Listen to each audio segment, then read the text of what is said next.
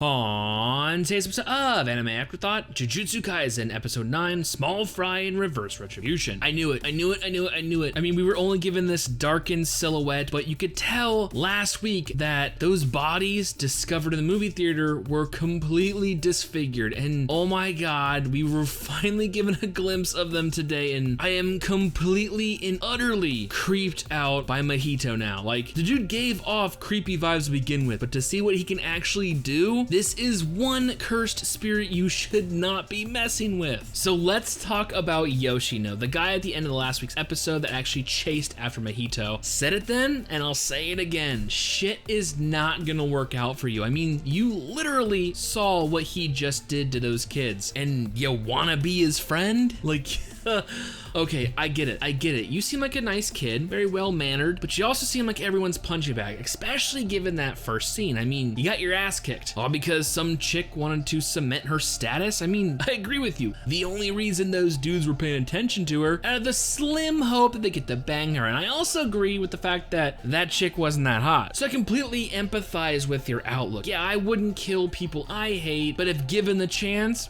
maybe the people who hate me. So maybe it is all just fate that you happen to be at the same movie theater with those three kids that whooped your ass, and it just so happened that Mahito showed up. Well, I mean, given his affinity, maybe it does make more sense that he was actually called there. Seeing the aftermath that went down at the theater, Yoshino actually followed Mahito back to his hideout, where he begins lecturing the youth about curses. So we already know about how they actually come to be. They're based off negative human emotions, fear, hatred, but it doesn't seem to be as generic as that. It's not just plain hatred, it's actually what it's geared towards. You know, humans fear the water, humans fear the earth, the fire, and this is actually where curses are born, as we see him, you know, referencing the special grade curses. You know, Hanami, Jogo, and the octopus dude we see him, you know, hanging out with. So they're actually born of like certain fear and negative emotions towards certain something. So then Yoshino actually asks him, like, dude, what are you born from? And he tells him, I'm actually born from that feeling in the pit of your stomach, that fear and hatred you have towards others. Like, born from the fear and hatred, you know, towards other humans. Is that why he looks so human? Maybe that's the reason he was actually called to this theater. I mean, did Yoshino, you know, fucking summon him, or did he sense some kind of, you know, hatred or fear coming towards the teen, or was it just a coincidence? I have completely no clue, but it's nice to be getting more information on the curses. But of course, with an incident as big as this, you know they're gonna call in the professionals. This isn't just your typical police case. No, you have to call in the Jujutsu sorcerers. And it looks like it's actually Yuji's first case. I mean, he's been doing some training, but today we actually get to see where he is at power-wise, and it's pretty badass. So first and foremost, we get introduced to a new character. This seems to be his chaperone for this case. It's Nanami Kento, and this dude's legit. I mean, if the last scene is any indication, like, I think I'm gonna get along with this dude. Very practical, very logical, seems to be a very biased dude. I mean, Gojo actually recommends him, so you know he's gonna be a legit dude. So they're there and they're actually investigating the curses, and they're talking about like residual curse, like the curse energy. When a curse technique is used, I mean, it basically leaves an imprint, and it looks like Yuji is starting to understand this, and we see him basically use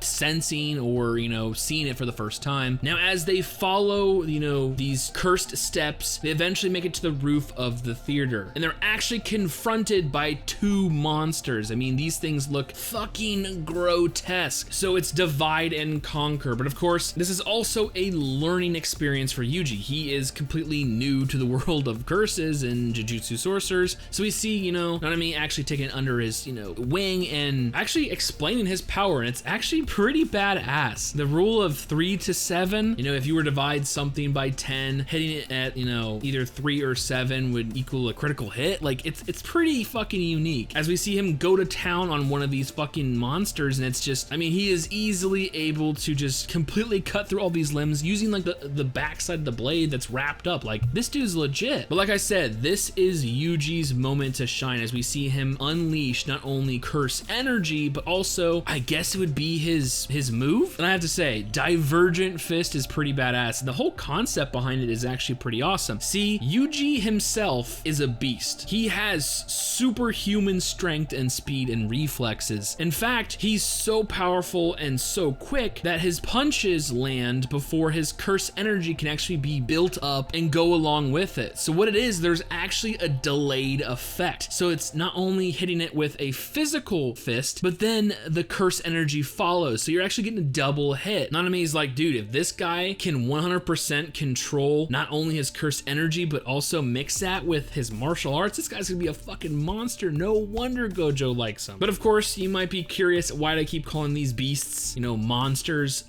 Because during their fight, as Yuji is about to land the last devastating death blow, Nanami calls out to him and saying, you know what, stop. I mean, he notices something that his opponent was wearing a fucking watch, and cursed spirits, I don't think they tend to do that. So he takes a picture and he's like, hey, curses definitely don't show up on, you know, cameras and shit. So, what the fuck is going on? Well, it turns out this was all a decoy, you know, this was all Mahito. He literally mutated and transfigured humans to the point where they were unrecognizable from a cursed spirit. I mean, even Nanami was like, well, if I would have paid attention, I would have saw it. But like at first glance, these things are fucking, they look like curses, but no, these were humans. I mean, the same thing he did with those kids, but to the next level. Like it was so grotesque and disheartening too. Yuji feels responsible. I mean, this wasn't just a curse. He kind of ended a human life. I mean, the doctor was like, hey, don't worry about these people died from the shock of being transformed. But I mean, either way, that's gotta weigh on his mind. But Jesus Christ, like this is getting grotesque. Like these creatures, these curses, they're so fucked up. And Mahito,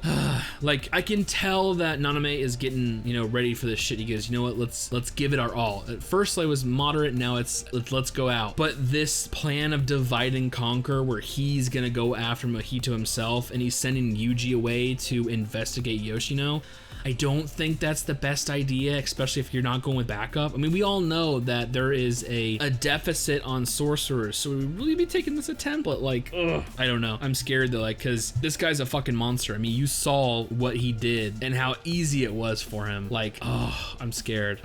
But yeah, next week's episode, it looks badass. It looks like we're gonna have Yuji trying to at least confront Yoshino to get some information, and Nanami going after Mahito. A special grade versus a first class.